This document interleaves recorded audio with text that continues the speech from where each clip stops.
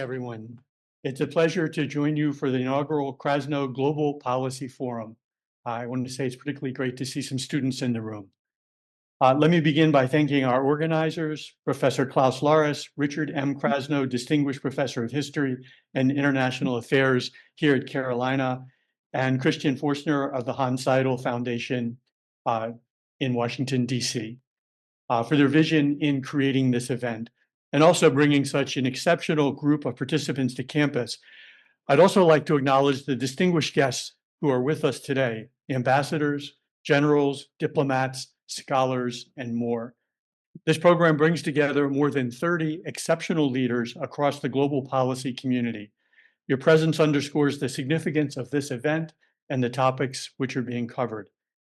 This forum focuses on some of the most pressing and complex challenges shaping the world today, including US relationships with the EU, with Russia, and China. So I've spent the weekend thinking about international issues. Will Italy make it into the World Cup? No, as it turns out. Will Ireland make it in? Yes, as it turns out. Life is full of surprises. Not many soccer fans in the room, I can tell. Wow, one at least? Okay, thank you. I was speaking to you then. At Carolina, we take seriously our role as a global public research university. Our mission is to prepare students to navigate and strengthen an interconnected and complex world. And this requires grappling honestly with geopolitical issues, investing in international research and partnerships, and ensuring our students have opportunities to learn directly from global leaders as they have the opportunity to do today. Forums like this demonstrate the value of that work. When scholars, practitioners, policymakers, and students can come together, we foster critical thinking and deeper understanding. And I think I can identify no time at which those characteristics, critical thinking and deep understanding, were more in demand. I want to again thank Professor Laris for more than a decade of building the Krasno Global Event Series into a vital platform for international dialogue, and congratulate him on the success of this two-day forum. I'll also mention in passing that I worked with Dick Krasno for years when I was the dean of the business school, and he was the head of the Keenan Charitable Trust.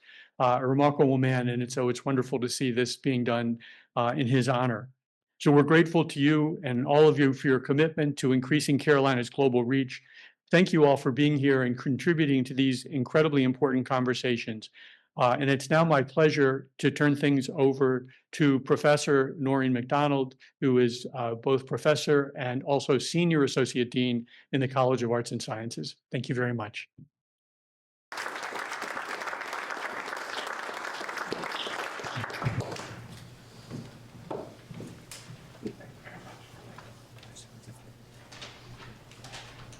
Good morning.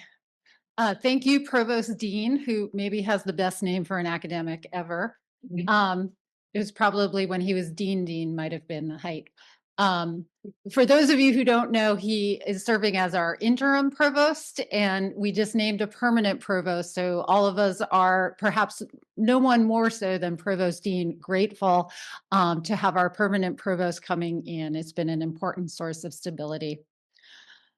But what I really want to do is welcome you, our distinguished guests, on behalf of the College of Arts and Sciences, and our Dean, Jim White, who couldn't be here today, but will be at dinner tonight. I especially want to thank Professor Laris for bringing this amazing 2 days to campus. He, along with Christian Forstner, the director of the Hans Seidel Foundation, have created this opportunity for faculty, staff, and students, and you to have critical conversations on transatlantic and US and China relations. This event comes at a time when simply listening to the morning news, as maybe I was doing on my way into work this morning, makes clear the relevance of these topics. These are no longer conversations that are sort of part of think tanks or part of DC inside Beltway conversations, but this trickles down into all of our lives. We need spaces to come together to have these conversations, to have the debate and understand the forces that are shaping our world. You also don't end up with the kind of program that we have for these 2 days with such an incredible roster of speakers without a force behind that program. And so if any of you maybe were invited here to speak and Klaus was the inviter, you probably know a little bit of what I'm talking about. The relentlessness that it takes to bring this type of event together is amazing. But you don't have this type of event without that dedication and without that relentlessness. So that is something that I am grateful for. The aside is sometimes when I meet with Klaus, I always have a very exciting proposal and I always check for my checkbook after the meeting.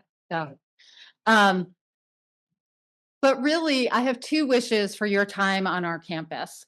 The first is that you take the time to take advantage of being in a new space and a new place to have different conversations or have those same conversations in a different way than you do in other places.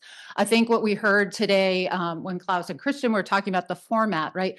We have a lot of speakers in every section. We are going to hear ideas in conversation. All of us go to a lot of talks where we hear very long talks, and we don't hear as much those ideas being refined and challenged and improving during that exchange. And that's what I think we are going to have at these 2 days. And that's incredibly rich and an unusual opportunity. And it's something that universities do well.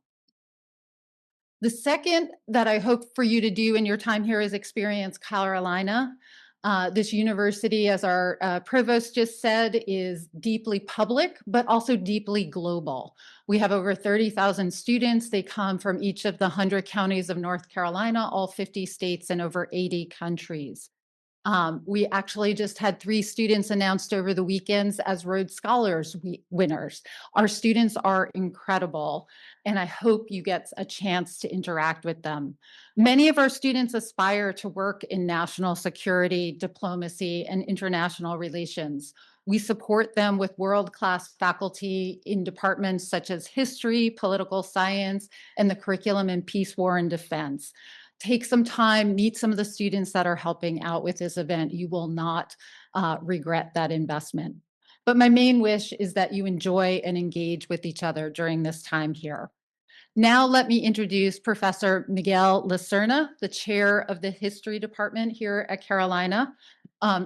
Professor Lacerna is probably too modest to share this little fact with you, so I will share it. The history department here is incredible, and while all of us don't love rankings, they are ranked number 4 public in the country. So in objective other metrics, they are as well. And what they really shine in, though, is bringing people together to talk about history, to talk about international relations, to talk about diplomacy, and make those conversations relevant to all of us today.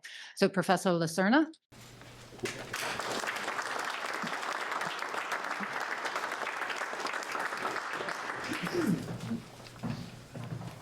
Thank you, Dean McDonald, and also want to thank Provost Dean as well. I think the reaction to the soccer comment was more people responding to the U.S.'s chances in the World Cup, and not necessarily that they're not soccer fans. So I think there's such good soccer fans that they know that a berth in the World Cup is probably the biggest thing we'll be able to celebrate. But my name is Miguel Lacerna. I'm the chair of the history department here at UNC. I don't want to take too much more of your time because I know that we want to get this Krasno Global Forum policy forum underway. But I do want to echo Dean McDonald's thanks to Professor Laris, who is the Richard M. Krasno professor and a historian here at UNC, whose vision and commitment to engaging practitioners and scholars alike in some of the most pressing matters in global affairs today has really made forums like this possible. And since arriving to UNC, Professor Laris has really helped the Department of History engage the publics in new ways, and actually in more global ways, as Dean McDonald just said.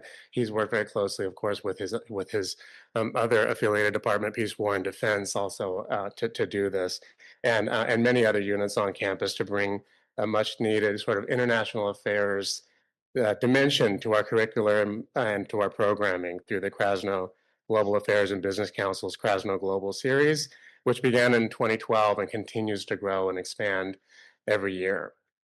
I mean, I know a lot of my colleagues in history, but also in other departments, we're always telling our students, travel, go out in the world, meet new people, get past your comfort zones, push the envelope, learn how systems work in other places, learn how cultures operate in places that you're not familiar with, and get the chance to really get out there into the world.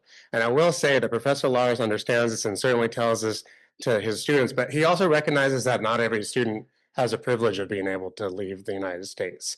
And so to this, Professor Lars always says to his students, travel, yes, but if you can't go out into the world, don't worry, we'll bring the world to you. And that's exactly what this forum does and forums like it. We bring the world to our students here, to our community here on campus, and to North Carolina and North Carolinians. And that's what I think makes this kind of public event and publicly engaged history so important. The Krasno series certainly does this. For those of you who aren't familiar with the series itself, it brings the world to our students. And in doing so, it models for our students how they too can become engaged citizens, how they can engage one another, but how can they engage the world around them? Of course, the series doesn't only appeal to students, given its scope, its slate of distinguished speakers, and its topical relevance. The beneficiaries of this series really span our campus, they span our state, and they span the country and even the world. It's for those of you who are interested, if you can't make it in person, it now has its own YouTube channel, which has viewership in the tens of thousands, and I think I would probably say hundreds of thousands at this point, actually, around the world. And it's people who tune in from Asia, from Europe, from Latin America, from Africa, and really every corner of the earth. They tune in because we're able to bring in these speakers who are engaging these issues that matter so much to us today. But always, throughout these events, whether they're virtual or whether they're here in person, UNC North Carolina Chapel Hill is always the hub. And so UNC Chapel Hill becomes the center focal point of those global conversations. So today, the Department of History is proud to team up with all the partners that Professor Lars thanked at the beginning of his remarks here today to bring you this inaugural Krasno Global Forum.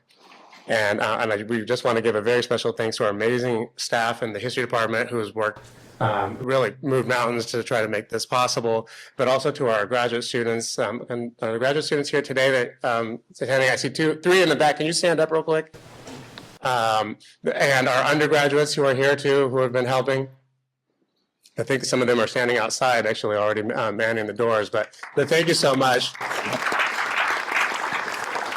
You have, I mean, really, they have gone above and beyond and made sure that this is an event that can be welcoming for everybody here and that could go off and be a smashing success. So if you see one of our students here, please just take a moment to thank them for all the work that they've done to bring this to us. And I also finally just want to thank Christian Forstner and the Hans Seidel Foundation for providing the organizational and financial support that made this possible. We literally couldn't have done it without you. So thank you for having really the vision and the creativity to recognize the important collaboration that we can make here at UNC. So thank you very much, and hand it back to Klaus. Thank you.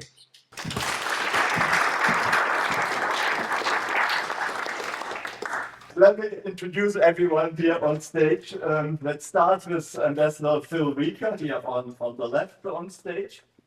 Phil is a former ambassador to Macedonia, former Assistant Secretary of State, a very experienced diplomat indeed. Robin Quinville, who was the chargé d'affaires in Berlin, but also the deputy head of mission in London, had a very experienced diplomatic career as well, was then also, like Phil, at the Wilson Center. And we actually have a Wilson Center reunion here, if you haven't noticed. Because Mark Kennedy, we met at the Wilson Center. Mark is a former member of Congress, a former president of 2 universities, now a leader of the Wahba Institute at the York University, also very experienced. Then the ambassador of Kosovo, Ambassador Dugoli, by the very nature being an ambassador and having had very high-ranking diplomatic post, extremely experienced. Next to Ambassador Dugoli, Ambassador Sparber from Liechtenstein, also a very experienced diplomat. and he has been in DC for many years now, so we would like to hear your experiences, of course, regarding the DC scene. And then next to you is Mihaela Osorio from Romania. She is now Minister Counselor there. She has been a Deputy Head of Mission in previous locations, very experienced as well. She, of course, will tell us about the Romanian perspective. And last but not least, Mr. Dietmar Rieg, who is a businessman or a financial person, less a diplomat than someone who knows the business world and the banking world very well. He was the long-standing president of the German American Chamber in New York. I will leave it with that and come to the respondents in a little while. Let's start with Ambassador Phil Reeker. Okay, are we okay with mics? There's a mic here, but Yes, okay. Sorry. all right, I think we can hear now. Great. Well, thank you, Klaus, and thanks to Krasno and UNC. It is great to be here. My last visit to this campus actually was to speak at a forum that Klaus arranged, I think, 12 or 13 years ago. So it's great to be back and see this beautiful campus and to engage with students, particularly to get out of Washington, where I am now, having retired from the Foreign Service, involved in consulting and advisory work with the Albright-Stonebridge Group, and keeping in touch with the think tank world and with all of the ambassadorial candidates, colleagues from Europe who are still very involved in the Washington scene. And it's perfectly timely, I think, to be discussing this, to have this forum and look at the importance of transatlantic relationships, the US-EU relationships. Speaking last night, Klaus said to me, do you think that the US and Europe are headed for divorce? And I felt particularly well seasoned to sort of deal with this topic because when I served as the interim ambassador of the United States in Great Britain from 2021 to 2022, after the Biden administration had come in, there was no ambassador there, and Secretary Blinken asked me to go to London, lest our British friends get too worried that we hadn't appointed an ambassador. Better to have an ambassador while we waited for the new ambassador to arrive. And so I arrived there and immediately realized that I was mediating like a divorce counselor between the the EU and the UK, which was a result, of course, of Brexit. And it's great to see now, some years later, that the UK and the EU are finding a way forward, divorced as they are, understanding that they're still part of the same family. I think when people ask whether the United States and Europe are headed for divorce, I always start with what's important in these things, and that is the prenup and the underlying structure of this relationship. The US and the EU have been married for a long time. And by EU, I don't mean that we should limit ourselves simply to those countries of the European Union, particularly with respect to my colleague and friend, the ambassador of Liechtenstein. Europe is more than just the EU. It's a geography, it's also a concept. And I think today, geopolitics are back, but geoeconomics are key. And the relationship across the Atlantic is more than a single administration, or more than just diplomatic relations. It's much deeper, much more entwined. I was glad to hear the talk about the importance of history. History is crucial, and the history is very much shared between the US and Europe, particularly this year as we approach the 250th anniversary of the Declaration of Independence. We're reminded that this country grew out of colonies that were part of the United Kingdom, but also we're looking at the 80th anniversary of the end of World War II, which set forth the world order as we know it, institutions that were designed to prevent more wars, but also that gave us an area, at least geographically, but also a period of unique stability, economic growth, prosperity over the last 80 years. Imagine standing in Europe, in Germany, 80 years ago, and thinking that we would have the size of the economy, the kind of prosperity, the innovation, the technology that we do today. Anybody in 1945 would have thought you were completely crazy. Today, the transatlantic economy is worth trillions. Some would say close to $10 trillion in annual commercial activity. If you look also at investment flows, more than 16 million jobs on both sides of the Atlantic result from that relationship. Every single day, billions of dollars worth of goods, services, data, capital, and people cross the ocean. This is not, as we put it in the marriage metaphor, not a fling. This is a very old, very dense marriage. Economically, the core story, of course, is the remarkable continuity from those first origins of Europeans coming to the so-called New World and the founding of this country. By 2024, U.S. trade in goods and services with the EU had reached $1.5 trillion, up 6% from 2023, and it's become only deeper since then. How have two Trump administrations affected the structure compared with Obama and Biden? That's the subject that many people think about when they look at the future of transatlantic relationships. The first Trump administration, I think in 2017, was a shock to the system. We saw tariffs already on steel and aluminum, repeated threats to hit autos, and open skepticism about NATO, much of it over funding. And despite, though, the turbulence, political turbulence, and the whitecaps on the surface of the Atlantic, I think total transatlantic commerce still reached over $6 trillion a year at that time. And crucially, we were able to do a lot of things in the defense relationship below the surface, strengthening NATO, rewriting the strategic concept of NATO that should help prepare us for 2022 and the Russian invasion.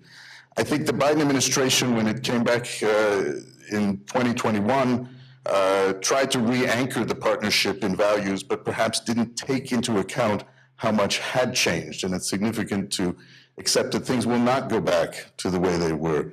2025 certainly is an inflection point in that relationship.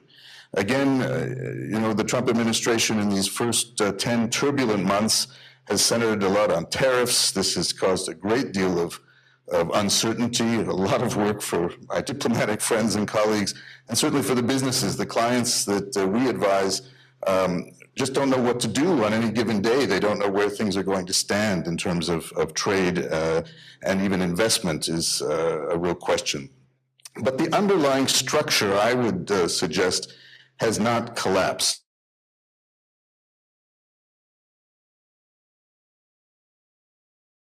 Deals announced, this is a transaction administration, so deals are important. Europe has committed to purchases, large purchases of US energy and new investments in the United States. Multinational companies are adjusting supply chains. Some of this goes back to the period of COVID and understanding that changes needed to be made. And at the working level, I think there's even more signs of stability within the marriage. NATO planners, EU and US defense officials are still coordinating.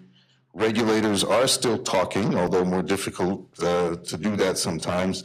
And I want to stress here, again, more important than a single administration, city to city, university to university, lab to lab ties on everything from pharmaceuticals to quantum and clean technology continue almost regardless of who sits in the Oval Office or the Parlement in Brussels. So headed for divorce, I would say, possible in theory, but wildly exaggerated in process. Difficult, every marriage goes through periods of difficulty. This is one that I think will last as we look at the fact that divorce, frankly, is something we simply cannot afford. What we could see, if we're not careful, is a messy trial separation, and I don't think we want to go down that road. What's more likely is probably a sort of renegotiated marriage, not a divorce, but where Europeans take on more defense responsibilities, Americans accept that industrial policy is now part of the Western toolkit, and we move ahead without blowing up this $9, $10, $11 trillion plus backbone of the West. Thanks. Thank you very much indeed.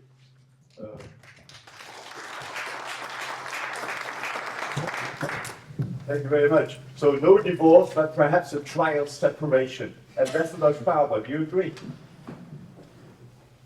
I think I'm fully in line with where Ambassador Reeker left it. I would probably even go a little bit further. And to the best of my assessment, I do not think that we're headed for a divorce. I'll maybe give 3 examples why I think that's the case. And the first one, you talked a bit about it, is certainly trade for Liechtenstein, which is the single most important issue that I'm dealing with now. We look back at very intense discussions with the administration over the past month, and those discussions have resulted last Friday in a joint statement that has been issued together with Switzerland, the United States, and Liechtenstein on the future of our trade relations and our economic engagement. So that has been a very important step for us. Liechtenstein's government has welcomed that statement because it brings stability to our economic relations, something that we did not have so much the first month of the administration, but we're very confident that we will work off a solid basis for the immediate future. So I would say a recalibration, yes. Divorce, certainly no. The economic relations are a really solid constant in our diplomatic relations, also with the United States. And I have to say, looking back at my experience also from previous administration, I found the administration very open and very accessible to discuss these issues, and that is something that's certainly much appreciated by us. I also think there is a very genuine interest in this overriding policy objective, and that is reshoring industry to the United States. And that is something that for Liechtenstein, we're very intimately familiar with why that's important. Liechtenstein is a fairly high, salary, high price environment, but 40% of our economy is manufacturing still. And I think by now in the United States, it's about 10%.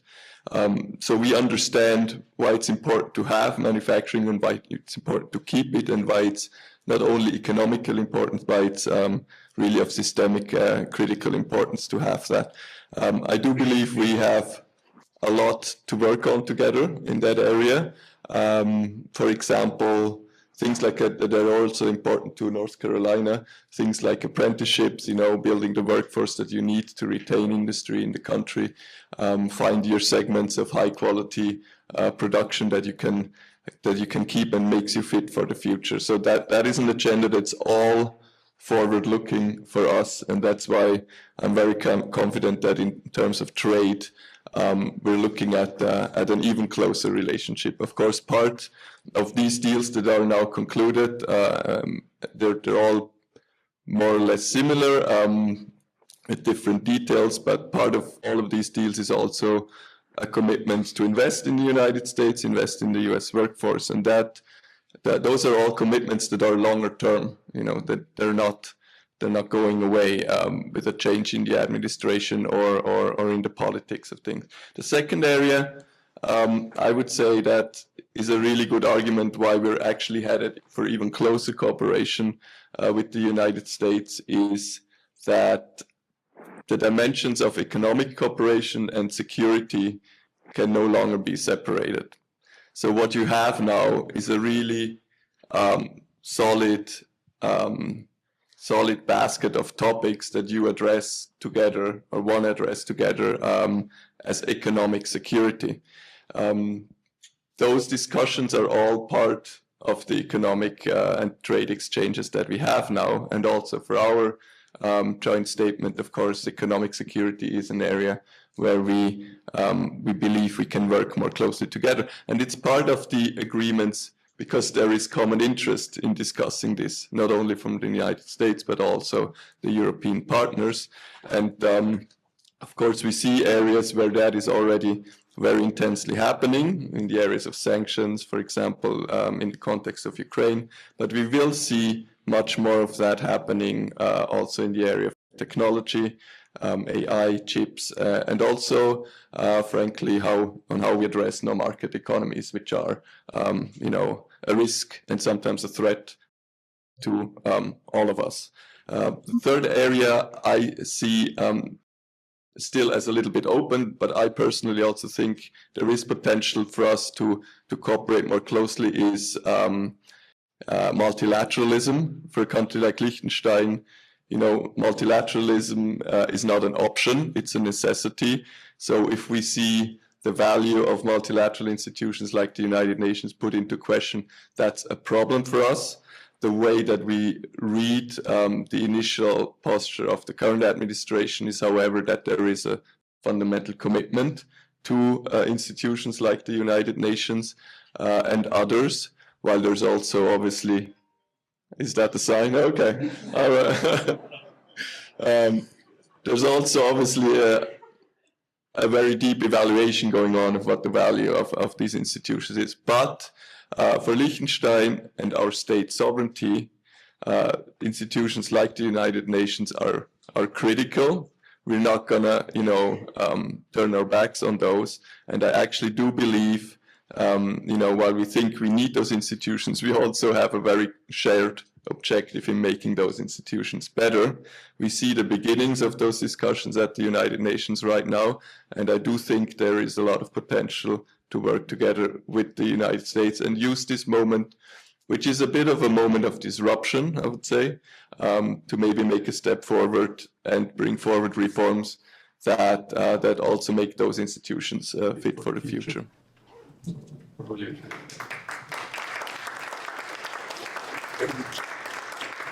Robert Quinville, you are an expert on German-American relations. We hear about a bit of a moment of disruption, which is perhaps underplaying a little bit. And we also hear about no divorces on the horizon.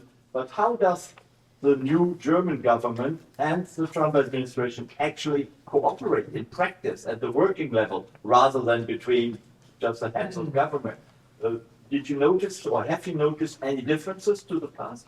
It's so interesting for me to talk about this because I was in Germany as DCM and Chargé d'Affaires under the first Trump administration, and now I'm looking at the impact of the second Trump administration. And what I see is that one of the differences here is that there's more of a willingness to question some of the bases of post-war international order structures in this administration than there was in the first. The first administration had some people who came from a more traditional national security background from the Republican Party, who had a reliance on the interagency process and utilized the interagency process, sometimes to stymie initiatives and other times to forward them. So in this administration, there is less of a reliance on the traditional both participants and on the traditional interagency process as a means for reaching some of these policy conclusions, and a greater emphasis on questioning those as a basis. So I'm going to make some suggestions about what has been consistent and what has been inconsistent in these two administrations, bookending the Biden administration. So first, a consistency. There is still intense focus on Germany by this administration. Germany is seen as an economic competitor, but also as a country that is very well able to use its influence within the European Union on economic topics. And to the extent that Germany prohibits deregulation or forwards initiatives that are seen as endangering U.S. market access, that is a problem for this administration. So I would say that is a consistency along the two lines. It is also seen as benefiting by its historically low defense spending up until the Zeitenwende, this now investment into German defense spending and German capabilities, which is a true change, but which they are monitoring. Also consistent, the determination to have Germany do more for its own security, to have Europe do more for its own security. And this is where Germany's decision to really ramp up its defense spending to meet not only the 2%, but also to develop its army and develop its capabilities, address the readiness issues that have historically been there, is a good thing. This is going to be on the watch. Also consistent, the wariness of multilateral fora that are so important for how we have traditionally gotten things done with Europe. I think that just remains as a factor. But inconsistent, in my view, is the approach to NATO, because this is an area where we have seen the administration support NATO, especially be supportive of the initiative to raise the amount of defense spending from the 2% in 2014, which very few of our allies were meeting, to 5% divided between both between capabilities and infrastructure investment. That has led to a successful summit in June with the president's participation. It will be an ongoing question, however, how our colleagues in Europe are meeting that pledge, and I can expect that it will be monitoring. So, also, I would just note that we have the forced posture review that is pending, and that will show the level of engagement of American forces in Europe and what some of our expectations will be for Europe, including for Ukraine. Also consistent, trade as a potential factor for division, and I do not want to leap into the work of my colleagues who are going to do some deep dive on trade and tariffs, but I would simply note that the U.S. trade representative is in Europe now to relook at some of the discussions that had been agreed earlier in the summer. They still see many regulatory barriers to trade, and so this will be an ongoing issue. I want to echo the consistency that it is, there's a very great ability for companies, for institutions, and for states and local government to work with Germany effectively at the state and local level and at the company. This is a real strength. These ties are strong. We have seen it across every administration, and I really think that for many companies it is a high value for them to do that.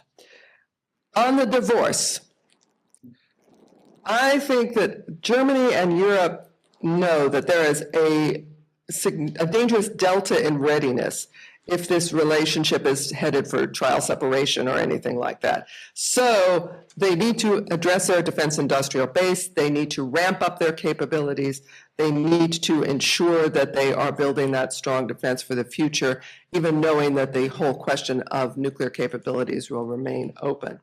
So my suggestion is that the rumors of divorce are greatly exaggerated, but if this were a marriage, I would definitely be recommending some counseling. And as you know, in almost every instance, there's one party that's resistant to that counseling, right? So I'm going to end there because I think I'm right at 6 minutes. Yes, all right. There we go. Thank you.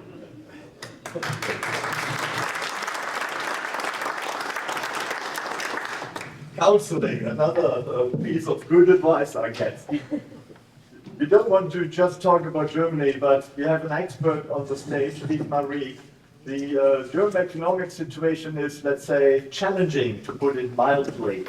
You see collapse, or you see recuperation and recovery in due course, or what is happening in Germany, and also which propels, the far right in Germany to be more and more successful.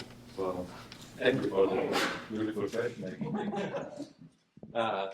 Yes, I spend my time between, my time is a bit, I should take microphone, between Germany and the United States. I'm here for about 2 weeks right now. The last 3 weeks before that, we're in Germany.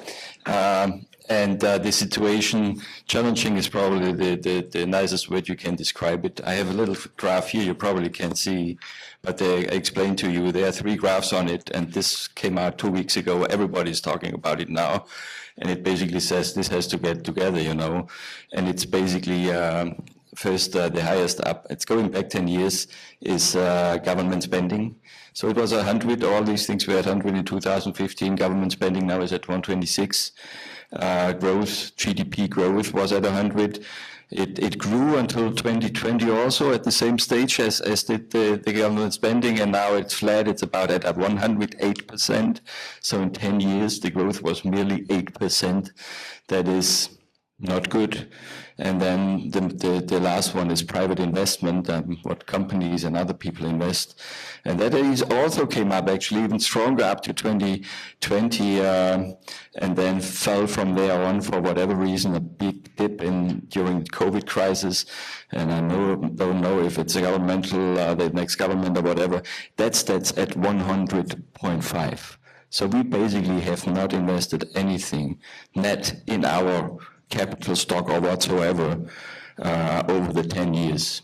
And very clearly, and our Chancellor Merz is very outspoken about it, guys, these lines need to be basically at the same level, growing at the same level. If we don't do enough spending, there will not be growth, and if there's no growth, we basically cannot afford our government spending and so forth and so forth. So that's basically one of the most important graphs there have been, and it tells a big story what is wrong. Everybody agrees basically what is wrong. It's bureaucracy, of course, and if you look at the number which I did for this, you know, in the last, it's unbelievable.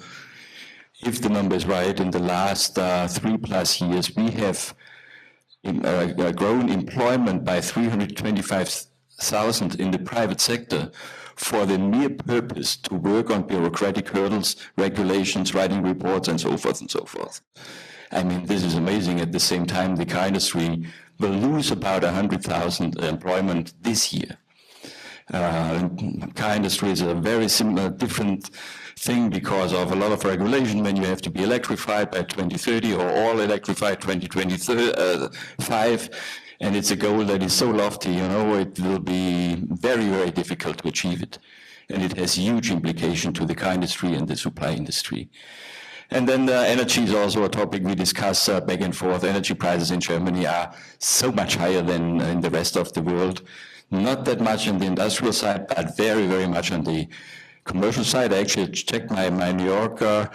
I'm just on the average for the United States at 17.4 cents a kilowatt hour, even in New York, in my apartment there, you know, I'm like, oh, wow, this is good. In Germany, I pay 44.5 cents on a kilowatt hour, so it's 2.5. You know, and kilowatt hour is not that much music to hear, you know.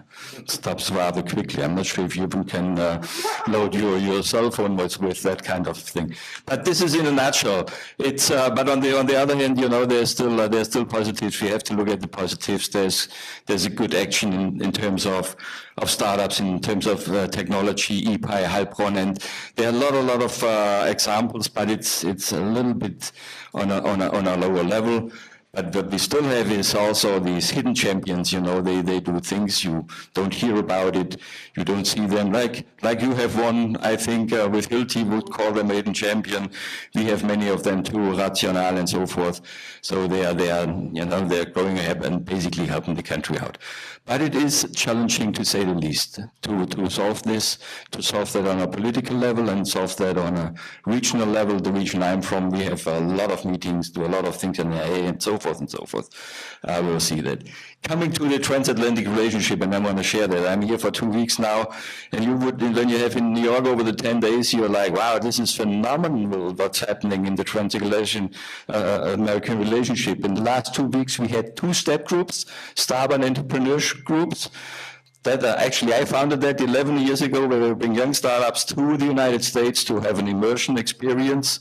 And if they're good, they also stay in the United States. We don't want to have a brain drain, but they also stay in the United States and do good business. We are at number 640 right now. The last 2 which were here were supported by Hesse and Niedersachsen, as well as by the university sector. We had our newcomer of the year. We had a tremendous amount of companies to choose from, newcomer to the United States, what they do and bring to the market. We also spoke to and I can share that with you too, to the board, how they see trade and the new trade regime actually. And on Friday you were there too, you know, we had T-Mobile and he was going, I mean, exploding by energy, or what T-Mobile, and I don't want to make too much advertisement for T-Mobile, but what they want to do in the United States. I mean, they are the largest T-Mobile company right now here. Just one word to trade. I saw it. One word to trade. Yes, tariffs are not good. Everybody was very, very nervous and so forth. If it's at 15%, I always said below 20%, companies will somehow deal with it. Depending on the industry, depending on price elasticity, what it turns out, what most companies now say, well, it's about one-third, one-third, one-third. One-third is put to the supplier, one-third is eaten by the company itself, one-third by the consumer. So there is inflationary. The non-tariff stuff, which Americans are rightly criticizing, I agree, is a lot more severe, but I guess it's about the revenue, so that the US does something like that is very unlikely. Last thought on that one, we had a wonderful, and that has been, trade system going. We had great surpluses, not looking into services. We basically gave the money back into US treasuries, the exceptionality, but also in the private markets. So if you look at private markets, it's about $20 to $28 billion going to the private market from abroad. And in my opinion, that is a major, major point why we have this wonderful technology startup, new technology industry in the United States. That's fueled by that. The numbers show it. If you have time to read something, read the Draghi report to Europe. It's all in there, and I leave it at that. Thank you. Thank you very much. Thank you. Slight change of topic. The Western Balkans have been a challenge to Europe, a challenge to transatlantic relations. What's the situation right now? What's the difference between the Biden administration, the Trump administration? Ambassador Dugoli. Thank you. Well, thank you, Dr. Waters, for convening this forum and for really providing the opportunity to listen to contribution on a topic that for my part of the world, for my country, and I think for the Western Balkans, doesn't have only an academic weight, but it really carries vital importance. A few remarks. First, it is really impossible to overstate the importance that the United States and transatlantic partnership has for Kosovo. And recent history speaks clearly to that effect. All major achievements have been made possible due to American engagement, leadership, cooperation with European partners, aside from, of course, enormous sacrifices on the side of our people. If you look at the end of the war, end of decades of repression, building democratic institutions, creating the fundamentals for market economy, independence, and so on and so forth, all really carry the sizable and significant footprint of that transatlantic partnership. And that contribution, that engagement, and those results are visible, I believe, also beyond the borders of my country.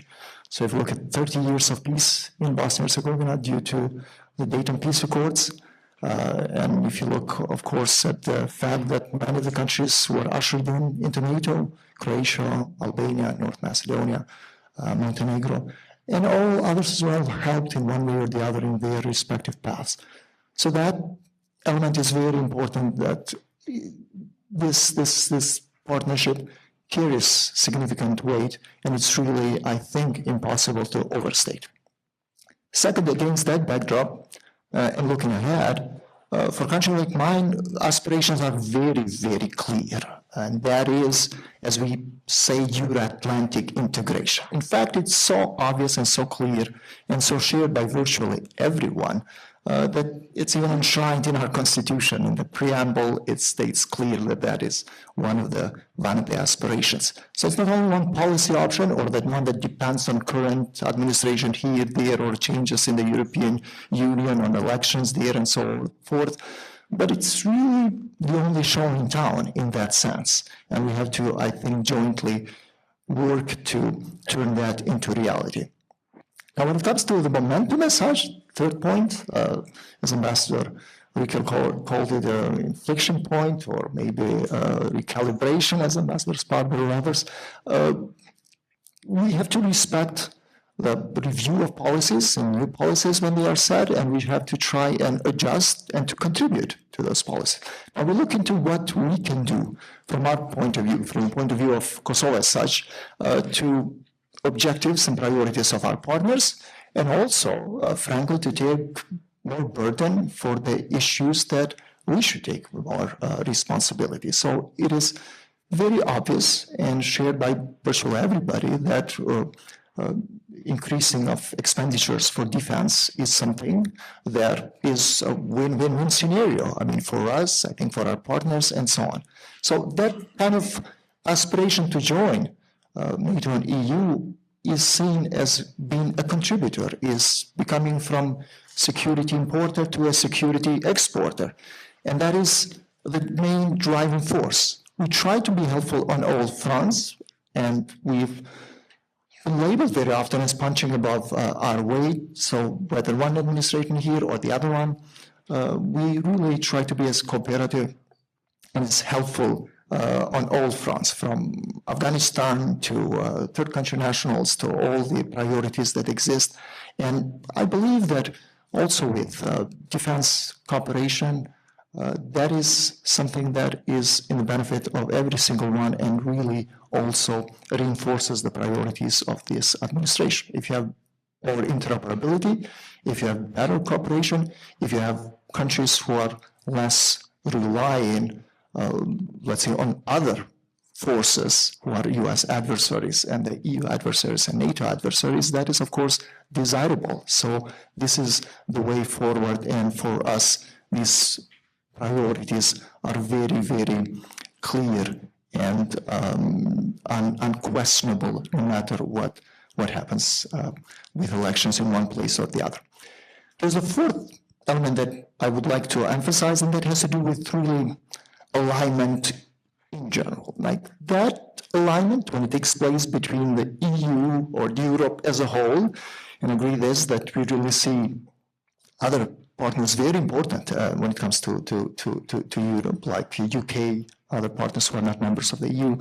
That trickles down in a very positive way also in the countries of the region. So when you have alignment also for the issues around the world, we do align with European foreign common and security policy fully, even though we are not yet, let's say, candidate country, and we are not expected to do that, but we do align, and I think that is important. We align with the United States as well. But when we have that alignment also between European partners and the US, it makes life easier, I think, for the countries not to then bet against the Euro-Atlantic partners as such, not to flirt with, let's say, US and other adversaries, but to really recommit all the resources that they can. The current state of things in the Western Balkans is, I think, very clear, because all align when it comes to conforming security policy, with one exception, and that is Serbia. And yes, this is the sign. And finally, we're not really, with all that having said, not oblivious to the fact that with growing multipolarity, there are also risks involved. And in our case, what worries us in particular is that might result in diminished security, weakened democracy, and missed opportunities. So if we together can make these achievements irreversible, I think it will be a win for all. Thank you. Thank you very much. I'm impressed by the discipline on stage, I must say. Mihaela, Osorio, Romania has become a rather important EU country. That's not to say that it wasn't important before, but it has become increasingly important considering the challenges we are facing with both economic and security and in transatlantic relations. Can you tell us some details about the situation? We are the eastern flank, right? So we are very important. Good morning, everyone. Very delightful to be here and also see some students. I'm glad we have also a Western Balkans and, in a way, Eastern flank representation on this panel on the transatlantic partnership. And you know, we deal every day with the, in my embassy, in the Romanian embassy, that's our day in, day out job to deal with how to, let's say, cope with the changes that we are feeling in the transatlantic partnership and how they are actually reflecting in the strategic partnership that Romania has with the United States.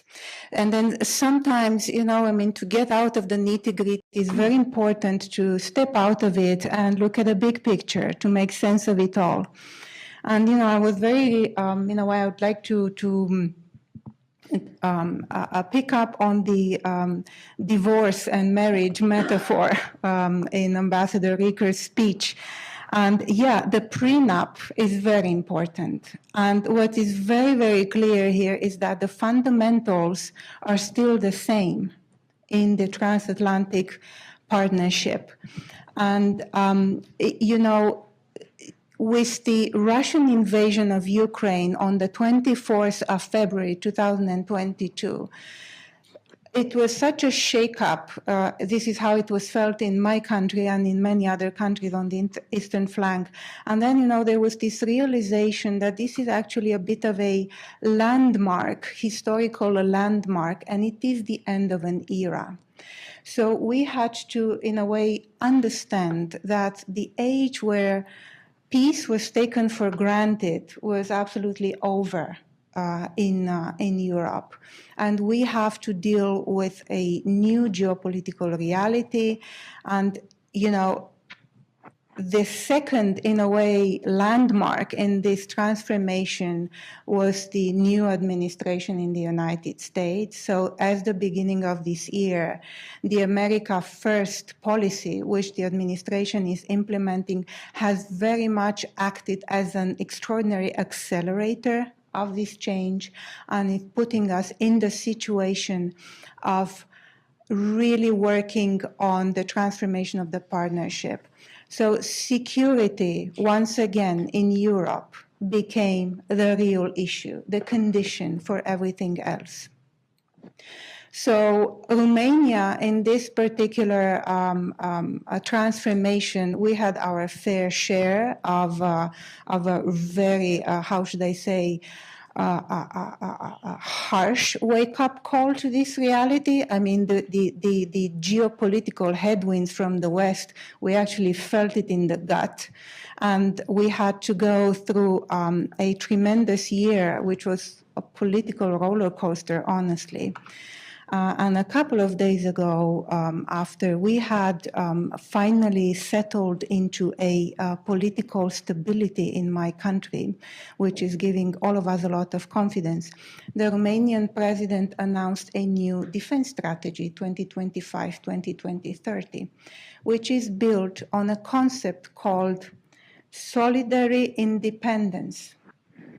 So this is, in a way, it gives you an idea of how, in a way, sovereignty in our country has to be reinterpreted in a way of being framed as independence. And solidarity is the key issue. So we are part, and we are part of the European Union, we are part of NATO, and we are very much, in a way, looking to live up to what a partnership with the United States means. A partnership is a two-way street. It's time for us to deliver on our side, and it's time for Romania and for other countries on the eastern flank to take the political reliability which we offer to these transatlantic relations into operability, interoperability. So I'd like to point to two dimensions on how this is working. Number one, in defense. In defense, it's not only that we are going to live up to our 5% of GDP pledge to defense, but the extraordinary effort by the European Union to put aside funds which are going to really take to a new level the European side of the transatlantic defense. The way that we are going to use this money, which is coming into Romania, is by integrating and supporting very much the Ukrainian resistance effort. So the safe money is going to go into smart projects which are going to take their capacity to innovate into, in a way, multiplying it with our capacities. The second pillar, and this is where I'm going to stop, is to mention energy. So hard security is translating into energy security. Energy security is the bedrock of economic security, and Romania is very much integrating, as we speak, into the new supply chains which the United States is building to be able to give us the capacity to really live up to these expectations and to this new historical era. Thank you. Thank you very much indeed. Last but certainly not least, Mark Kennedy. You are a former congressman yourself, and we know that the relationship between Congress and the Trump administration is challenging as well. And that has had an effect on transatlantic relations, how other countries are dealing or have to deal with the Trump administration, and that Congress is really not as active as they usually are, to put it mildly. What is your take on the role of Congress, and will that change anytime soon? Well, giving me the assignment as to whether Congress is going to live up to its balance of power mission, I'm reminded of when I was running for U.S. Senate and I was visiting an elementary school in Minneapolis, and the teacher wanted to introduce me, if you will, to the students. So she said, "Can anybody here tell me one of the three branches of government?" And after a pause, one kid said, "The president." She says, "Very good, Johnny. Now, can anybody name another branch of the U.S. government?" And after a while, one of the kids said, "The media." And in reality, I think you can't really say this is Trump. The Congress has for some time not lived up to their first of equal branch and fulfilled the founders' hopes of what it would be. And I would suggest a big part of that is structural, it's gerrymandering. And when you are in a position where you're more worried about a primary than you are about the general election, you're less likely to worry broadly about what we really need to do to move it forward. I'm reminded when I ran for Congress, my wife somehow let me take the 1 in 100 odds of beating an incumbent. And I ran not in an open seat. I wanted to run against an incumbent because then you wouldn't have to race to the edges in the primary. I somehow won that race. And then my reward was they put me in a new district. It was redistricting the next year with another 4-term incumbent, and I won that. So I had the opportunity to take Minnesota from being 6-2 in terms of its partisan balance to 4-4. But that's less about me than it is about Minnesota, committed to clean government and wanting to have balanced districts, so you're worried about that. But today, the few districts that aren't already gerrymandering, we are going around the country and quickly gerrymandering them before the next election. And if you think about the vote that California took, they voted to allow for or permit greater gerrymandering in California. Yes, that was in response to other states doing it, but the voters are telling you, we want more partisan districts, we want more gridlock, is what they're telling you. And if you just look in this state of North Carolina, you have a senator that decided not to support the big, beautiful bill and finding himself needing to retire. Is that his fault or is that the voters' fault? So, I think we need to do some soul searching. Congress is a reflection of the people and of what we want. And if we don't want and vote for and push for people to come to the middle, we're not going to get that. The other challenge we've got is that we're in a world where we move at the speed of text and social media and getting an instant response from whatever app we have on our iPhone to whatever we're doing. And then we compare that to Congress, which is going on an 18th century structure of how you make decisions. So it really hasn't been able to perform its role. If you think about it, only a quarter of the budget is discretionary. And what we hear most about from our Congress is their inability to come to just what is the top line on that budget that's 25% so we can get it done. In this case, this year, only after a shutdown. So that's got to be a concern. But whereas they, and they're ignoring the fact, and the President is ignoring that Social Security and Medicare are both running out of money by 2033, which is the real cause of our deficits. They ignore the big issues, but they micromanage on the small issues. On that 25%, Department of Defense gets thousands of lines of budgeting and mandates that they need to do. And they're not allowed to start on new starts until they get a new budget. And at a time when we quickly need to modernize our military, they're having to wait because Congress never fulfills the budget. So when you think about that, you also have the president coming back and then, like Nixon, thinking about impoundment, not spending what Congress tells you to do. So part of, I think, what we need to do to have a more effective government is a mutual disarmament, that Congress legislates at a higher level as opposed to trying to micromanage the executive, and executive respects what Congress is supporting. In this context, it's perfectly logical that a president would not rely on anything more than a big, beautiful bill from Congress.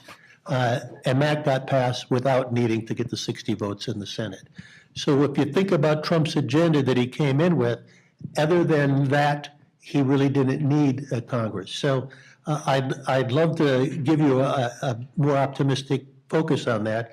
But in my last couple of seconds, I'd really just like to say that whenever I get too depressed, I remember a couple of years ago, I was in Guam having dinner with a couple of Navy pilots, and I was worried that we're just not responding quickly enough to what China is presenting to us as a challenge. And the Navy pilot sitting there in Guam said, not to worry, that we have the best alliances on the planet, and that with our allies, we will figure out a way to get through this. So it's wonderful to be here with a more optimistic tone with all our allies around us and figuring out how together we will survive the strategic competition that we currently face. Thank you. Thank you very much.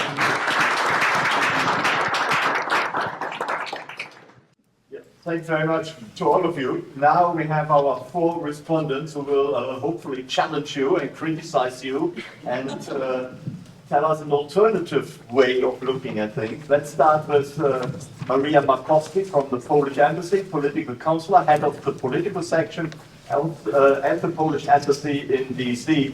So over to you. Thank you so much for the invitation and to be another participant in such a great forum. Thank you for all the views. I think they were extremely interesting, and it's an honor for me to be the respondent. I do want to bring the idea back about the rupture and the divorce between the United States and Europe. And I think, I can tell you, when I was here in the spring this year, one of the prominent European analysts came to DC, we met, and he asked me, Maria, is it really the end of the transatlantic relations? Do we see the real rupture? And I was like, well, we see a recalibration, we see some changes, we see a totally different approach of this new administration to Europe, but I don't think it's a rupture. I think there are still a lot of benefits, both for the United States and for Europe, to build on them for the good relationship. And I think we, as the Europeans, we should be looking more in a positive way. All the American presidents were America first. Regardless if they are Democratic, if they are Republican, they're always going to look a little bit more towards America, but they're going to have different approach how they're going to say this to the outside world. If we look at the security cooperation between the United States and Europe, Donald Trump has been asking allies to pay more. Yes, he has been asking during the first Trump administration, then President Biden was asking also for the allies to pay more, and then now Trump has been asking the allies to pay more. Is it wrong? Is it bad for us? No, actually, from the Polish perspective, it's really good, because we see the threat, we heard from our Romanian colleague, we see that threat at our borders, and we need to be able to address these threats. So we need to increase our defense capabilities, and we need to increase the spendings. That's one of the issues. We are also thinking, will Donald Trump leave NATO? Well, Donald Trump actually said that he wants to see NATO more lethal and stronger. That's what we all, the NATO allies, want to see it as well. Another area of cooperation, what we can do together with the United States, is energy cooperation. Poland has been one of the biggest importers of US LNG gas in Central and Eastern Europe. What we want to do, we want to help some of the other landlocked countries in Europe to be more independent on the Russian gas. That's also what the US administration wants. So I think there are a lot of opportunities also in this sector to work together. And the third sector that I wanted to mention is technology, cooperation, technology, innovation between the United States and between Europe can actually make us more competitive, can make us better prepared for the challenges that come from countries that are not actually aligned with us in terms of our values, in terms of our democratic values, and in terms of our view of the world. So in order to be more competitive, I think there are a lot of areas where we can work together, and I think both the United States, regardless of the administration, and the Europeans should be looking forward towards this cooperation. Thank you.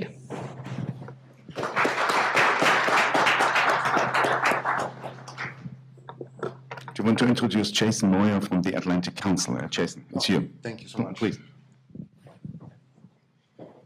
All right. Thank you, everyone. Thank you to our distinguished panelists for their really insightful remarks. I think, like many people, I'm also kind of grappling with this larger question of where does the transatlantic relationship go from here? I liked the various metaphors that folks have used up on the stage, from going to marriage counseling to to recalibration. I think either way, we see that we're heading into this new era. And I think maybe kind of one thing that I might ask, if there's a chance for follow-up with some of our panelists, is what's one element of the old transatlantic relationship that didn't work and maybe is worth kind of leaving behind? And what's one element that's worth preserving, that's worth fighting for? I think, we're seeing now this second Trump administration has been so markedly different from the first. It's moving faster. It has more of an agenda on its mind. Whether that momentum can be sustained, we'll have to see. But I think one way or the other, we're really heading towards a considerable recalibration of all of our ways of operating, the way we do business, the way our countries interact. And I think we have to be agile and willing to kind of embrace that, while at the same time also making sure that we don't lose sight of the real strengths and values of the transatlantic relationship, which I think so many people advocated for on the stage. So with that, I'm going to stop and maybe turn it over to one of my colleagues over here. Thank you. Maybe Pawel, you're next there. Again, kind of a Polish perspective here, maybe, so an international Polish perspective. Thank you, Pawel. Great, thank you so much, and thank you for all the speakers for the interesting inputs. And what I at least got is a wave of optimism when it comes to seeing the U.S.-Europe/EU relationship continue and hopefully tighten at various other levels, which was mentioned by my colleague here from the embassy. What I think was very important that was mentioned is the conjuncture between economics and security, which is very important that we're seeing, especially in Poland, given its trajectory of 30 years of economic prosperity, and of course the road that Poland took, which was acceding to NATO first, so securing itself in order to develop economically. That's very important for us. And I was happy to hear that the energy cooperation aspect will be something that I think will certainly be important, as Europe is a very large energy consumer, but not somewhat of an energy producer as well. So there will be cooperation here. I thought the Balkan perspective was very interesting. And I want to just mention why, at least. So number one, it certainly shows that the U.S. is a stakeholder in what happens in this region, given the precedent of the Dayton Accords, which I think is very important. Of course, Americans like precedent when it comes to different policy decisions, things along those lines. We hear it from our Baltic colleagues, the Wells Doctrine as a precedent of recognizing the independence or non-subjugation of the Baltic states throughout the whole Cold War. So I think that's important. And it also shows that Euro-Atlantic integration is still an aspiration that countries aspire to. It's not a model that's broken or busted, as some disinformation may suggest. I mean, certainly we've heard that there are problems, given the counseling and the divorce and all those things, but it's still a sought-after development model, given the other alternatives out there. So I think that's important for the US and Europe to understand as well, that this model can still work, and both partners should work towards making it work. And then maybe finally, from the Central East European perspective, who I'll call kind of the young adults in this marriage, you know, for us, it's important to see the Europe and the US work together, given that for a country like Poland, security and stability are important on both ends. And if there were to be a divorce between the US and Europe, I would imagine that it would be kind of picking and choosing who you love more at that point, your mother or your father, and no one wants to go there. So thank you so much.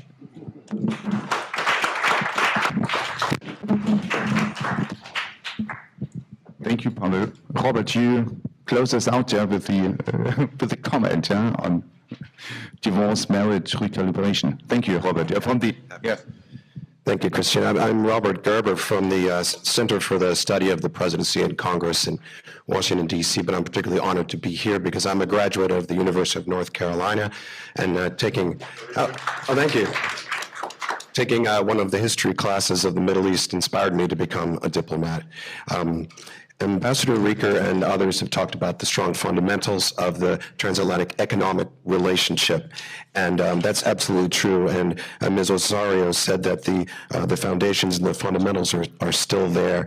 And Ambassador Sparber referred to the opportunities for collaboration. And I think those are, nowhere is that more true than here in North Carolina, where you have so many European biotech firms in the Raleigh-Durham area. You have advanced manufacturing, German companies, Swiss companies, Liechtenstein, in the Charlotte area. And so I think North Carolina is a real model for those fundamentals.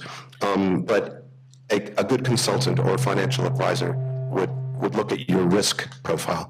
And I think it's important to look at the risks that are out there. My friend Robin Quinville referred to the difficulty of coming to agreement on regulatory issues between the United States and the EU. And that is absolutely true. We slogged through the transatlantic trade agreement negotiations for years without any real results on lowering our regulatory differences, and it gets very technical. And so there is a chance that if the EU does not follow through on some of the commitments from the July trade deal, that we'll see problems in that area. And in fact, we all know that President Trump focuses very closely on the goods trade deficit that the United States has with Europe and other countries. That trade deficit has actually worsened in the last year, and that's not since his time in office. That's since a year ago.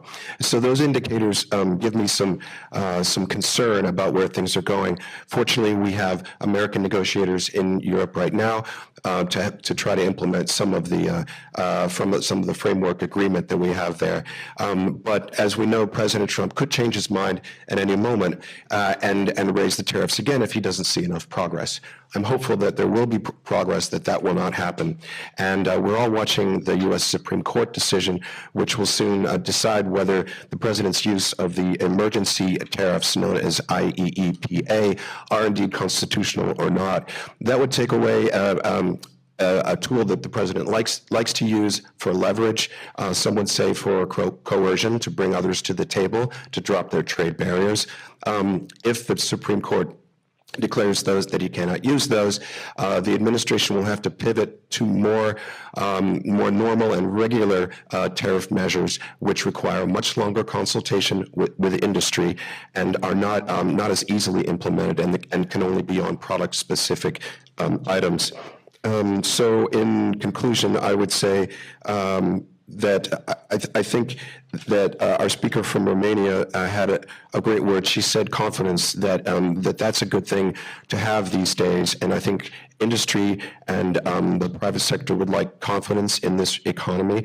And I'm hoping that our political leaders can engender that feeling of confidence to maintain and strengthen this strong economic relationship between the United States and Europe. Thank you.